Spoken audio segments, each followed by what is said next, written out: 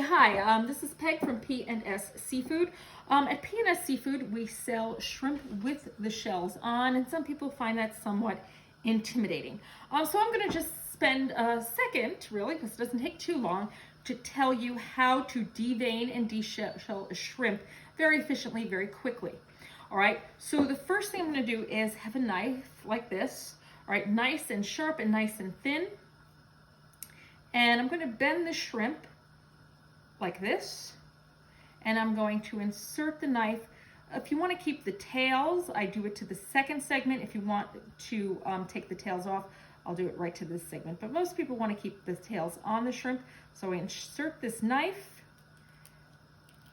and what I do is it's deeper at the bend, but as I get past the bend, I'm going to put the knife in a little bit shallower. And I'm doing two things with this process. The first thing I'm doing is opening that shell, so it's easy to pull that shell off. And if you look, you can take that shell off like it's a coat. It peels off very easily, right there. And as I said, this is going to be a little harder, of course, because I'm on camera, but it peels off very quickly, very easily, like it's a jacket. All right, the second thing it's going to do is it's going to expose the vein, if there is a vein. Not all of the shrimp have these veins, but so I'm going to look. And if you see, this one's nice and clean, so that's okay. All right, but some shrimp you're going to see a black vein. And now it's not at all dangerous, but it's not too cool to look at. So we like to remove that vein before we cook our shrimp. All right, so here's one shrimp all completed. All right, and I usually rinse them off with water before we go on. So I'm going to show another one. Hopefully this one will have a vein so I can show you. All right, once again, here's our shrimp.